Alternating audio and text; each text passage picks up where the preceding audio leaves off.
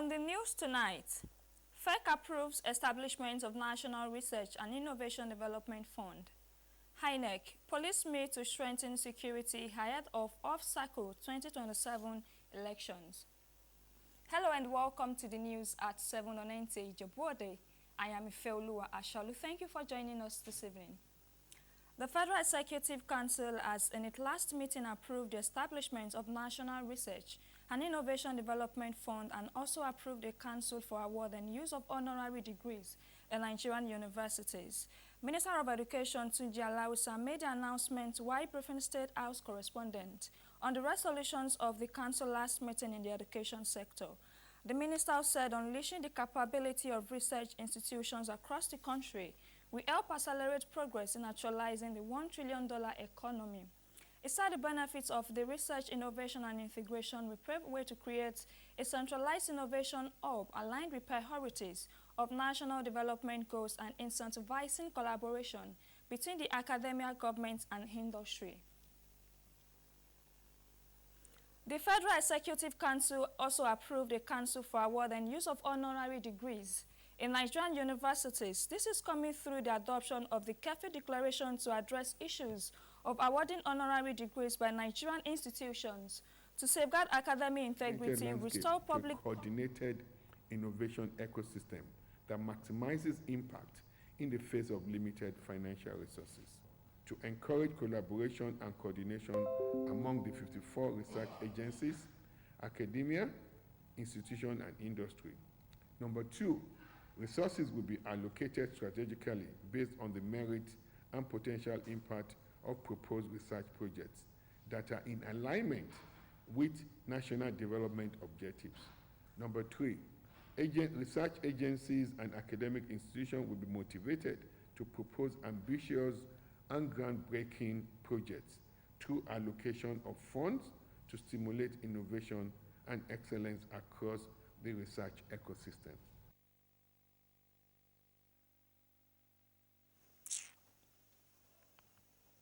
The Federal Executive Council also approved a council for award and use of honorary degrees in Nigerian universities. This is coming through the adoption of the Kefi Declaration to address issues of awarding honorary degrees by Nigerian institutions to safeguard academic integrity, restore public confidence, and eliminate the current trends of indiscriminate and unmerited conferment of this academic privilege, leading to concerns over awards being used for political patronage or financial gain, as well as conferral of award on serving public officials. As part of the ethics of award of public honorary degrees, this should not be awarded to any serving public officials, but we've seen that misuse in the last several years.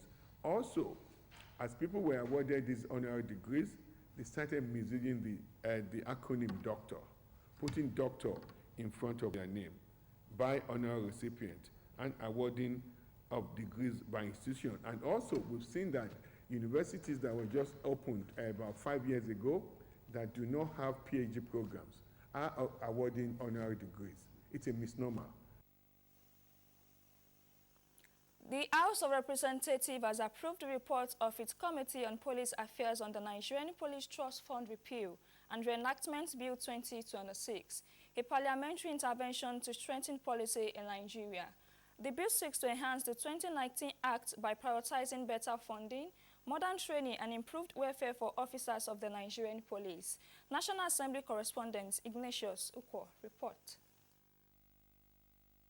Wednesday's sitting of the House of Representatives reconvened into an almost empty chamber where rows of empty seats told a story of a slow start. But that did not deter legislative business. A major intervention on national security came through the consideration of the Nigerian Police Trust Fund Repeal and Reenactment Bill 2026, which proposes 1% from the previous 0.5% funding from the Federation account. The principal one has just been repealed and then reenacting it to give it more vigor, more strength, and a way of revitalizing this very police trust fund. To provide funds for training, security equipment, machinery, and improve the general welfare of the Nigerian police. Concerns over mobile communication services in Nigeria once again dominated discussions on the floor.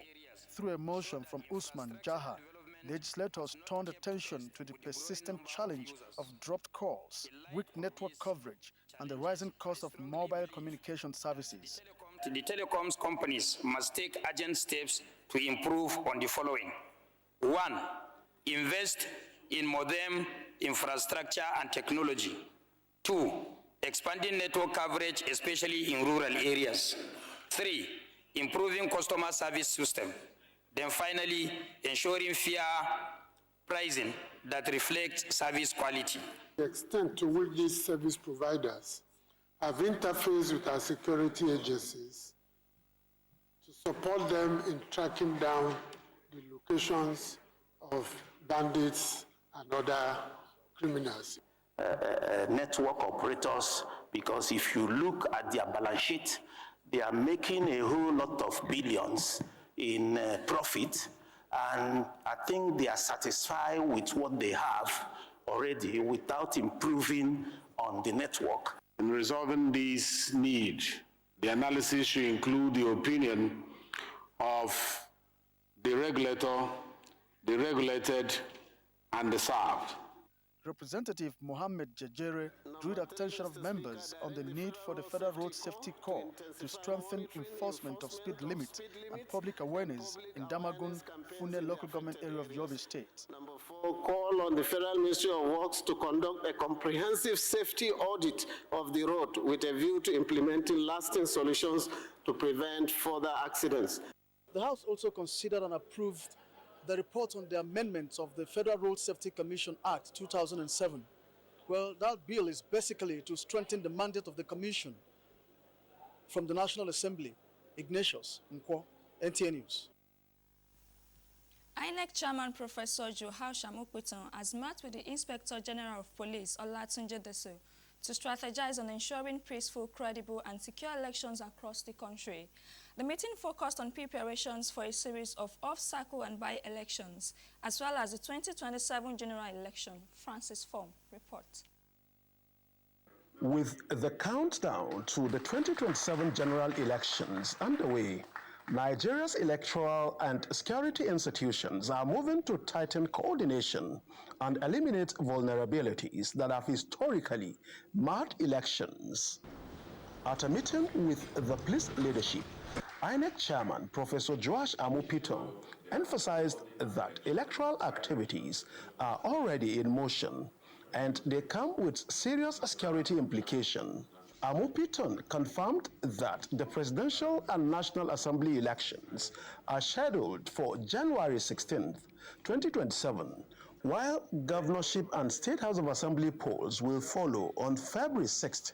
But before then, attention is shifting to key off-cycle elections in Ekiti and Osun states, alongside multiple by-elections triggered by death and appointments of lawmakers.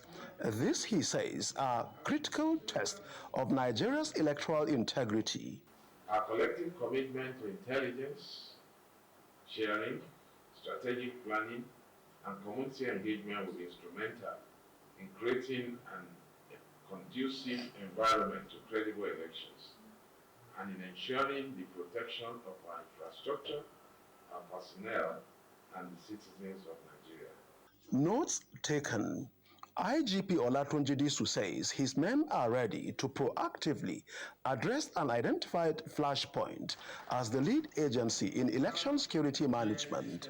I want you to know that no political party, candidate, or interest group will receive preferential treatment from the police. Any officer found engaging in partisan conduct or unethical practice will face disciplinary and legal consequences, we assure you. I want to emphasize that individuals involved in ballot snatching, vote buying, voters' intimidation, destruction of electoral materials, violent destruction of polls, or attack on electoral officials will be arrested and prosecuted in accordance with the laws. Both institutions agreed that public trust remains central to electoral success, with a commitment to protect voters, electoral officials, and sensitive materials throughout the process. Francis from NTA News. Nigeria has taken a significant step towards strengthening healthcare regulations across Africa by signing and ratifying the African Medicine Agency Treaty. The move is aimed at enhancing the quality, safety, and efficacy of medicines across the continent. Haman Chabani report. The treaty was adopted by African Union in February 2019 and came into force in November 2021 after enough countries ratified it. With the signing and its ratification, this has positioned Nigeria among African countries working to establish a unified system for regulating medicines and health products. The African Medicines Agency is designed to harmonize medicine regulation across African countries, combat fake and substandard medicines, among others. We have learned important lessons from recent global health crisis. We learned that Africa must invest in local manufacturing. We learned that strong regulatory systems are essential, and we learned that health security depends on strong continental institutions. AMA is one of those institutions. We will have joint assessments. We will issue one opinion. And we will also have centered regulatory information sharing so that everybody can go into one repository and look for information. We will have continental quality and safety databases. For Nigeria, the development presents opportunities to boost local pharmaceutical production, attract investment, and expand access to safe and affordable medicines, as it will also enhance the country's ability to respond to public health emergencies and align with global best practices in medicine regulation. The signing of the treaty shows a group of 55 countries working together towards the same goal. The signing of the treaties will build synergy in terms of making sure that the products are first of all accessible and the products are affordable. With more African countries keying into the treaty, stakeholders are optimistic that the continent is on course to achieving a more coordinated and effective healthcare system. Haman Jabani, NTA News. This is the news at 7 on Nta Ijebu Ode. We will be going on a short break now. Please stay tuned. Nta Ijebu Ode, your heritage station. Nigeria Television Authority, Nta Ijebu Ode Heritage Station. A station that updates you on latest information, news, people day-to-day activities. We promote Nigeria culture. We bring to you educative programs and talk shows for young and old. We give you latest updates from the world of sports. We also bring to you updates from the entertainment world. We are the best among the rest. We are available on StarTimes Channel 103 and UHF 63. Nta Ijebu Ode, your heritage station. Welcome back and thanks for rejoining us. UNICEF Nigeria is advocating stronger platform for the girl child, calling on government, media and communities to support initiatives that amplify girls' voices and ensure no girl is left unheard. The call came at the screening of a podcast tagged Yes Girl for selected secondary school students in Osun State. Femi Afariogun has the report. In many communities, girls still struggle to be heard, silenced by cultural barriers and a lack of safe spaces to express themselves. But the narrative is gradually changing. At this gathering in Osun State, students watched excerpts from Yes Girl, a 10-episode podcast created for adolescent girls. When the voice is more than a volume, it is value. 2 episodes were screened, opening up conversations many girls are often unable to have, such as mental health, to education, gender equality, and personal safety. But now I believe that we have a voice, we have to speak up, and by speaking up, we can be able to save lives. Girls should be encouraged, they should be outspoken, and not be withheld by any other party. UNICEF believes is a strong platform in shaping the future of young girls. Nigeria houses about 40 million adolescents. And that's why we have put together this program to help them through storytelling, help them express themselves, capture what is important to them. Stakeholders say empowering girls through platforms like these is an investment in a stronger and more inclusive society. In Oshogbo, Femi Afariogun, NTA. Nigeria is reinforcing its role in climate actions as experts and policymakers meet in Abuja to examine the link between climate change conflicts and peace building. At the opening of a 3-day peer learning forum on national adaptation plans in conflict-affected countries, stakeholders calling for climate solutions that also promote stability and peace. Charles Alpha reports. This forum, hosted by the Federal Ministry of Environment with the National Adaptation Plan Global Network, brings together delegates from Burkina Faso, Cameroon, Chad, Liberia, Somalia, and South Sudan. Opening the event, the International Institute for Sustainable Development Canada, led by Alec Crawford, said climate change is now closely linked to insecurity, displacement, and institutional pressure, calling for adaptation plans that also address conflict risks. I think that through peer learning and through discussions across governments, we can see what's working, what's not working, and maybe make adjustments to ensure that going forward, we can ensure that, again, climate change adaptation really does contribute to and enhance peace-building outcomes. Permanent Secretary, Federal Ministry of Environment, Saliu Aminu Usman, reaffirmed Nigeria's commitment to global climate agreements, saying that the country's national adaptation plan integrates conflict sensitivity, especially around farmer-herder clashes and resource-based tensions. I understand that the NAP process was conceived as a mechanism not only to reduce vulnerability to climate change, but also to strengthen adaptive capacity and resilience in a holistic and inclusive manner. Today, we are called to take this further to ensure that our adaptation efforts are conflict-sensitive, context-responsive, and aligned with peace-building priorities. We have 12 countries come together here today to share national circumstances, exchange knowledge and ideas of what is obtainable in their country, and see how Nigeria is also doing well. That is why Nigeria has been picked as the host country for this particular learning forum. For the next 3 days, participants will exchange experiences on building adaptation plans that are inclusive, conflict-sensitive, and supportive of peace and resilience. Charles Alpha, NTA News.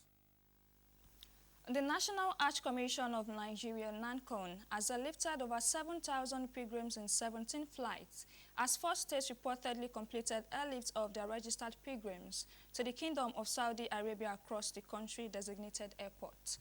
Tokpe Alabi report. Nasarawa, Jigawa, Gombe and Kogi states have completed the airlift of all their registered pilgrims for the 2026 Hajj exercise, according to NACAN Command and Control Center in Abuja. Data from the center shows that Kogi State airlifted a total of 473 pilgrims. Nasarawa accounted for 1,541 pilgrims. Jigawa transported 874 pilgrims, while Gombe completed the airlift of 961 pilgrims to the Kingdom of Saudi Arabia. The update indicates that the 4 states have finalized their outbound operations, positioning them among the early movers in the nationwide airlift scheduled for this year's pilgrimage.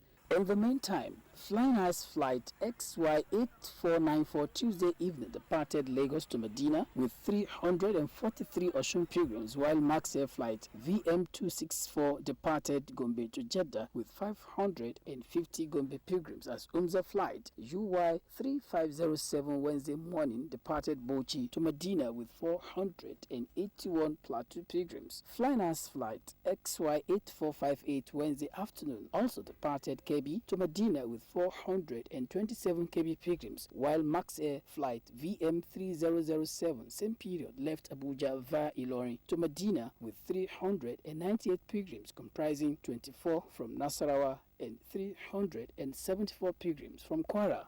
Further data from NACON Center at the time of this report indicates that the airlift of Nigerian pilgrims has remained smooth overall, with 7,318 pilgrims already transported in 17 flights out of the expected 39,273 registered under state quotas. Meanwhile, private tour operators are still finalizing arrangements and are expected to commence the airlift of their registered pilgrims in due course. The completion of airlift operations by the 4 states reflects steady momentum in the 2026 Hajj exercise as more states advance toward concluding their pilgrim transportation arrangements. In Abuja, Tokbe Alabi, NTA News.